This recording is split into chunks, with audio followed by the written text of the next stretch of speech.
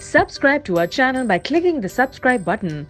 Click the bell button and enjoy the latest uploads from our channel. Hello everyone, आज हम लोग एक puzzle को सॉल्व करेंगे जो कि थोड़ी मॉडरेट लेवल की पजल है। आइए चलिए देखते हैं। ये सबसे पहले क्वेश्चन है हिंदी में, आप इसका स्क्रीनशॉट ले लीजिए। सबसे पहले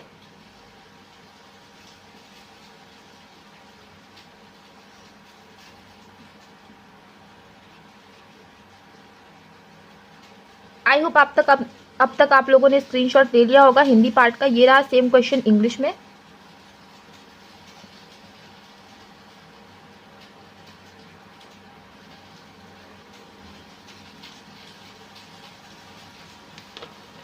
आई होप अब तक आप लोगों ने स्क्रीनशॉट ले लिया होगा। आइए चलिए शुरुआत करते हैं। फिर देखिए इसमें लिखा है 12 children were born in 6 consecutive years starting from 2011 to 2016। मतलब 12 लोग जो है जन्म लेते हैं 6 कंसेक्यूटिव ईयर्स में, जो कि 2011 से शुरू होता है, 2016 में खत्म होता है। तो चलिए इसको हम लिख लेते हैं 2011, 2012, 2013, 2014, 2015 और 2016। तो ये देखिए हमने अब ईयर्स लिख लिए हैं। अब हम लोग शुरू करते हैं क्वेश्चन को बनाना। उसको सबसे पहले हम लोग पढ़ना शुरू करेंगे। देखिए इसमें लिखा है कि 12 बच्चे हैं जो कि 6 कंसेक्यूटिव ईयर्स में जन्म लेते हैं, एक के बाद एक ईयर्स में जन्म लेते हैं। और ईयर्स जो है वो 2011 से शुरू होते हैं, 2016 पे खत्म होते हैं। 2 of them were born in each year. हर साल एक साल में 2 बच्चे जन्म लेते हैं। They were born in the month of February and September. ठीक है, तो हर में क्या फेब्रुअरी और सितंबर। ठीक है, हर साल फरवरी और सितंबर इस तरीके से जन्म लेते हैं। तो ठीक है, हम इसको भी नोट कर लेते हैं।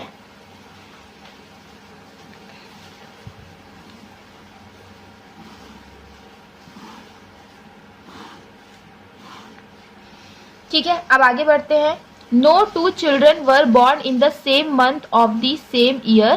ठीक है, एक महीने में 2 बच्चे नहीं जन्म ले रहे हैं। मतलब कि हाँ, 2 बच्चों को जन्म लेने की जरूरत भी नहीं है, क्योंकि 12 बच्चे जन्म ले रहे हैं और 12 प्लेस भी हमारे पास अवेलेबल है।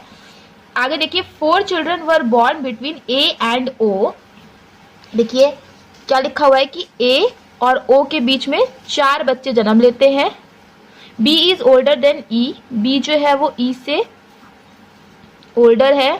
K is younger than O। K जो है वो O से यंगर है। K is younger than O। A and M were born in the month of February. ठीक है, A और M जो है वो फेब्रुअरी में जन्म लेते हैं। A and M were born in the month of February. 3 children were born between O and F। O और F के बीच में कितने बच्चे जन्म ले रहे हैं? 3 बच्चे जन्म ले रहे हैं। Only 4 children are older than E। E से केवल 4 ही लोग बड़े हैं, बाकी सब छोटे होंगे। तो देखिए 1 2 3 4 लोग बड़े होंगे E से, बाकी सब के सब छोटे होंगे। तो E कहाँ आएगा? E यहाँ पे आ जाएगा। आगे देखते हैं। Only 4 children are older than E। Only 4 children were born between F and E। F और E के बीच में केवल 4 लोग ही जन्म लेते हैं। तो अब आप देखिए 1 2 3 4 छोड़कर अगर आप F ऊपर लिखने के लिए कोशिश करोगे तो नहीं लिख पाओगे। क्यों? क्योंकि जगह नहीं है। तो हम नीचे लिखेंगे। देखिए 1 2 3 4 यहाँ पे आ जाएगा F। Only 4 children are born between F and E। D is older than C। D जो है वो C से बड़ा है। D जो है वो C से बड़ा है। D is older than C। H and B were born in the same month of different year. ठीक है, H और B जो है वो सेम मंथ में जन्म लेते हैं। अब सेम मंथ में जन्म लेंगे तो डेफिनेटली अलग अलग ईयर्स में ही जन्म लेंगे, क्योंकि एक महीने में, एक साल के एक महीने में एक से ज़्यादा लोग जन्म नहीं ले सकता है, ऐसा क्वेश्चन में ऑलरेडी लिखा हुआ था। आगे बढ़ते हैं। आगे क्या लिखा हुआ है? H एंड B जो है वो सेम मंथ में जन्म लेंगे लेकिन अलग अलग ईयर्स में। Only 1 children was born between M and G। ठीक है, M और G के बीच में केवल एक ही चिल्ड्रन जन्म लेता है। एम इज ओल्डर देन जी, और एम क्या है, बड़ा है जी से, ठीक है। तो मतलब एम पहले आएगा, जी बाद में आएगा। N is the youngest, N जो है वो यंगेस्ट है, तो यहाँ पे आ जाएगा लास्ट में। Only 3 children are older than C, C से केवल 3 ही लोग बड़े हैं, तो देखिए 1 2 3, 3 ही लोग सी से बड़े हैं, तो सी यहाँ आएगा और बाकी सब क्या होंगे, सी से छोटे होंगे। G was not born in even number of year, G जो है किसी इवन नंबर ऑफ ईयर में जन्म नहीं लेता, मतलब जी क्या करेगा, जी जो है वो ऑड नंबर ऑफ ईयर में जन्म लेगा, मतलब या तो 2011 में, या तो 13 में, या तो 15 में लेगा वो। आगे ए इज ओल्डर देन सी, ए जो है वो सी से बड़ा है, ठीक है। ए जो है मतलब डी बड़ा है और ए भी बड़ा है, यहीं पे हम लिख लेते हैं कि ए इज ओल्डर देन सी।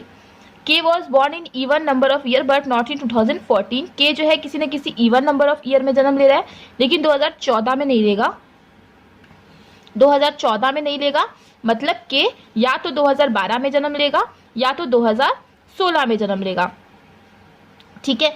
तो देखिए मान लीजिए के या तो फिर मतलब 2016 में आएगा तो 2014 में आएगा। अब देखिए 2012 में आएगा, 2016 में आएगा, क्योंकि 2014 में तो के आ नहीं सकता है, तो के या तो फिर यहाँ आएगा या तो फिर यहाँ आएगा, क्योंकि इन सब की जगह तो फिक्स है, ठीक है। आई होप आप लोग समझ गए होंगे कि के या तो फिर यहाँ आएगा 2012 में, क्योंकि एक ही जगह यहाँ खाली है, या तो फिर के आएगा 2016 में, क्योंकि यहाँ पे भी एक ही जगह खाली है। अब देखिए यहाँ से क्वेश्चन खत्म, अब हमें इतनी इन्फॉर्मेशन से क्वेश्चन को बनाने की कोशिश करनी है। तो आइए चलिए देखते हैं, बनाने की कोशिश करते हैं कि किस तरीके से आप बना सकते हो। तो सबसे पहले हमें ये देखना है कि CEF KN जितने हम लोगों ने यहाँ पे फिक्स किए हैं, इनसे रिलेटेड कोई इन्फॉर्मेशन दी है क्या। तो CEF और N के बारे में देखना। तो देखिए C के बारे में क्या दिया है कि जो C है ना उसके ऊपर D भी आएगा, उसके ऊपर A भी आएगा, ठीक है। C के बारे में ये दिया है कि C के ऊपर D भी आएगा और C के ऊपर A भी आएगा। तो यहाँ पे तो देखिए 2 ही जगह है, यहाँ पे लेकिन 3 जगह है, तो यहीं पे आएगा D और A दोनों, ठीक है। अच्छा E के बारे में कोई इन्फॉर्मेशन दी है, तो E के ऊपर आना है B को, ठीक है। तो अब आप ये चीज देखिए, मतलब C के ऊपर आएगा D और A और E के ऊपर आएगा B, मतलब देखो E और C तो एज ए कॉन्जिक्यूटिव दिए, मतलब E और C के ऊपर आएगा D भी, A भी और B भी, हमें ये पता चल गया। तो मतलब इन दोनों के ऊपर 3 प्लेस होनी चाहिए, लेकिन यहाँ इस केस में तो 2 ही प्लेस है, तो ये वाला आपका गलत हो गया, ये आपका सही चलेगा। और DAB कहाँ आएगा, इनके कहीं ना कहीं ऊपर ही आएगा, ठीक है। हमें ये चीज समझ में आ गई है कि DAB कहाँ आएगा, 2011 और 12 में आएगा D A और B। अभी कौन सी चीज कहाँ पे आएगी हमें ये चीज नहीं पता, लेकिन E के ऊपर B आना है और C के ऊपर D और A को आना है, तो ये चीज हमने कैंसिल कर दी, ये चीज हमारा क्योंकि फिक्स हो गया है।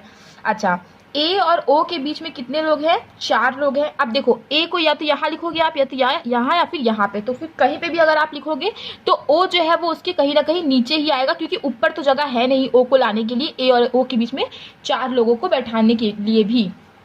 तो चलिए हम लोग थोड़ा सा इसको फिक्स करने की कोशिश करते हैं। और एक चीज ये भी दिया हुआ था कि जो A है ना वो कहीं ना कहीं फरवरी महीने में आता है, तो मतलब A या तो यहाँ आएगा या तो यहाँ आएगा, ये भी हमें पता चल चुका है। अब आइए हम लोग इसको फिक्स करने की कोशिश करते हैं। एक बार A को आप यहाँ पे लिख दीजिए, एक बार A को आप यहाँ पे लिख दीजिए, यहाँ पे आएगा C, यहाँ पे आएगा E, यहाँ पे F, यहाँ पे K और यहाँ पे N, ठीक है। A और O के बीच में 4 लोग हैं, तो यहाँ पे O तो ऊपर जा नहीं सकता, तो 1 2 3 4 O यहाँ आएगा। इस केस में 1 2 3 4 O यहाँ पे आ जाएगा, इस केस में ये भी हो गया। अच्छा O के नीचे आना है K को, तो O के नीचे आया है K, O के नीचे आया है K, दोनों ही में सूरतों में एकदम बिल्कुल सही है। O और F के बीच में 3 बंदे होंगे, तो देखिए O यहाँ पे है और F यहाँ पे, क्या इनके बीच में 3 बंदे नहीं, लेकिन इसमें देखिए 1 2 3 F O और F के बीच में 3 बंदे हैं, तो ये गलत हो गया, ये सही हो गया। आगे देखिए आगे क्या लिखा हुआ है कि A और M जो है वो कहाँ आएगा, मंथ ऑफ फरवरी में आएगा। A और M जो है वो दोनों कहाँ पे आएगा, मंथ ऑफ फरवरी में आएगा। अब देखिए M यहाँ पे नहीं आ सकता, क्योंकि यहाँ पे D और B में से कोई आएगा, मतलब D और B में से ही यहाँ पे कोई ना कोई आएगा, ठीक है। तो हम ये समझ गए हैं कि D और B में से अगर यहाँ पे कोई ना कोई आएगा तो M यहाँ पे नहीं आ सकता, लेकिन M कहीं ना कहीं फरवरी में आएगा।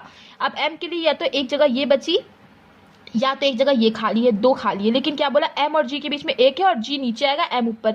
अगर आप M को यहाँ लिखोगे तो 1 छोड़ के G यहाँ पे नहीं लिख पाओगे, इसलिए एक ही जगह है कि M आप यहाँ लिख दो और G आप यहाँ पे लिख दो। G किसी न किसी ऑड नंबर ऑफ ईयर में आता है, तो हाँ ठीक है G odd number of year आ रहा है।